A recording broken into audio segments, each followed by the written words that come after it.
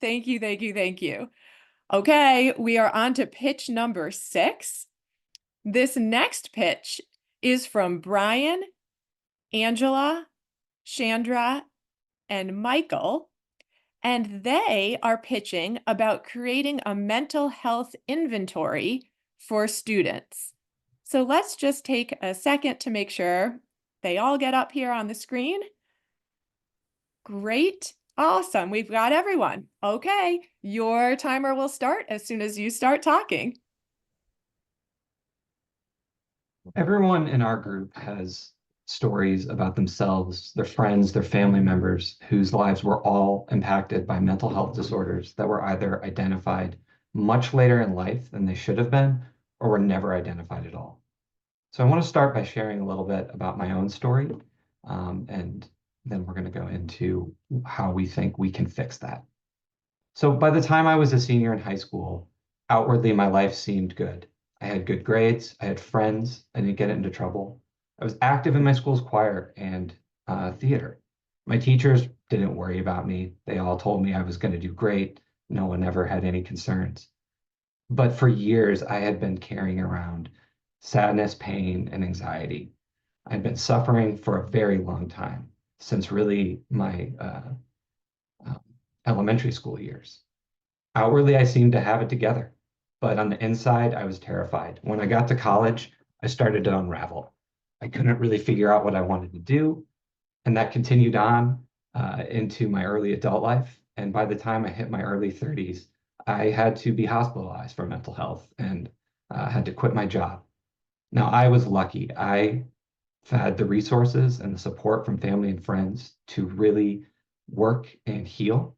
But so many people don't. They don't have the time. They don't have the money. Um, so what if we could do something different? What if we could have seen all of our children who are struggling right when they start to struggle, not 5 years later, not 10 years later? How much pain and suffering could we spare them? So according to a University of Michigan study, 1 in 7 children in the US has a treatable mental health disorder, and half of United States students go untreated. So that's about 1 in 14 children who are suffering from undiagnosed mental health issues. So that means their whole career in the public education system is affected by that. Now, CPS's goals and guardrails, as has already been mentioned tonight, state that we need to take care of the health of the whole child. But if those national averages hold true, then that's 2,450 students in CPS who are not getting mental health care and who are not known to even have mental health issues. So like most schools, public school systems, there is some preventative programming, but a lot of it's focused on intervention. When a student has some sort of outward indicator, like a behavioral problem or grades that were good falling to poor, they get flagged for an intervention, and that's wonderful and that's important. But what about the students like me and like some of the other members of my group who never showed an outward sign, who are the silent sufferers? So how do we help them? Our solution is that we need data. So we are asking for a policy and a practice change, and we would like this to be implemented statewide, where schools at the beginning and the end of the school year perform a mental health screening or inventory to get data on how their kids are doing from a mental health perspective. If time and resources permits, we would want this to also do a mid-year screening to have a check-in as well. Now, there's some important things that need to be addressed with this kind of data. It would have to be anonymized. We don't want to hand back to schools data that shows exactly who is having problems, but we want to give schools aggregated data so they can look at their school, their grade, maybe even their classroom level. And we propose this would be funded by the state. So we were just talking about workforce preparation. Well, stopping mental health problems before they get to the point where people can no longer work is going to save the state money in the long run, as well as doing the right thing. However, if that's not possible, community partners are another alternative for funding. So here's some sample screener questions. These are pretty general. The schools could work with their mental health partners to kind of tailor these questions to their specific school and the grades and the different ages of the children involved. And some benefits. Obviously, the first one, you identify students who are struggling before they hit crisis, where you can really help. The second is that we can track just kind of general mental health trends in the district.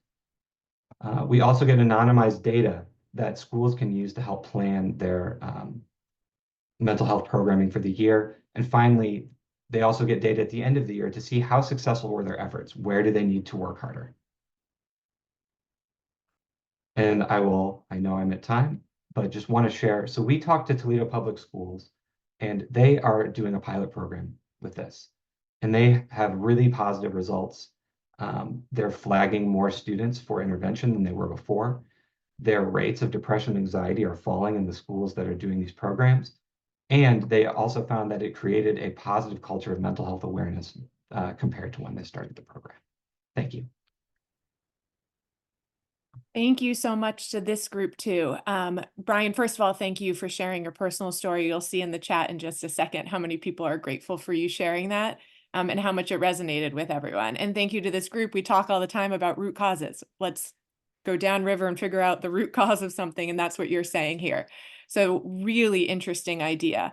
Representative Baker, I see you're off mute already. You've got so why don't you start us off? Yes, you're hitting all my things.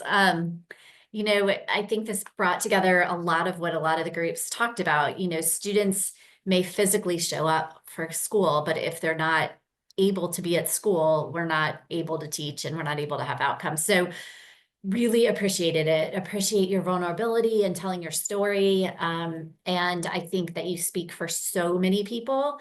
I absolutely, being a healthcare provider, love the idea of mental health screening, of destigmatizing, talking about mental health struggles. And you talked about identifying the silent sufferers and people a little bit earlier on.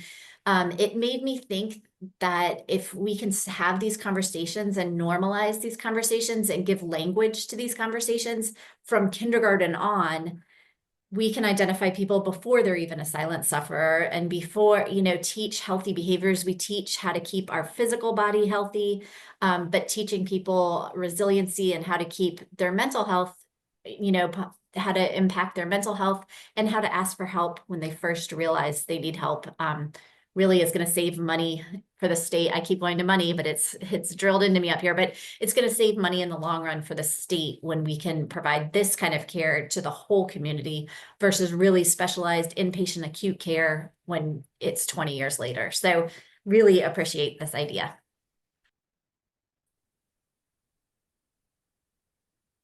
Thank you so much. And how about, yes, our board members? Yes, thank you for the presentation. Brian, thank you for sharing your story and just showing such great vulnerability. I was really moved by what you shared with us.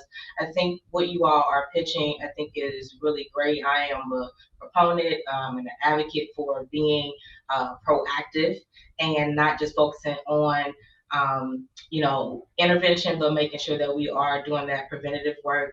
And so when you provided us with the screening and some of those anonymous questions, I think that it would be great, or my wheels were turning, because we do have a student survey and ask them about their sense of belonging. So I think some of those questions possibly could be integrated in the screening that we already have. And then also currently as a policy committee, and something that I've been kind of leading the charge on is making sure that as a district we have a mental health wellness policy. So I think that you've just presented a lot of great ideas for us to consider. So thank you for the presentation. If I could, to add to that, I'm really pleased that you pointed out Toledo. As far as I'm concerned, Toledo is the only other school district in this state that I pay attention to as a guidepost for us, because they do the same to us and for us. But I'll be anxious to follow up. I do have always the concern. I think consent forms is what always holds us back in providing any kind of services. So if there's a way to do a survey that doesn't require a consent form, that starts to be interesting. And I do know a few years ago through Growing Well, we did a number of those sorts of screenings at a few of our high schools. And the findings were alarming, and that was 3 years ago. Even, I should say it was pre-COVID, so it was a little bit longer than that, I guess. But I do think that a survey might be able to get us past the consent form. Because I honestly think that that's what we should be doing. Well, I believe we should be screening more readily about hearing and eyesight, and certainly just mental health. So great idea. Yeah, thank you. Another Thank thing that you. I just wanted to quickly add is I know that a lot of schools have the mental health first aid training, and so this will be also a great way to maybe incorporate that there as well. Yes. Well, thank you so much to this group. Another great idea. And as everyone keeps saying, proactive is so much better than reactive, and caring for our kids' mental health like we do for their physical health is so important to them being able to be learners and being whole people. So another great idea. Thank you to this group. Go enjoy the chat. There is so much positivity for you all in that chat.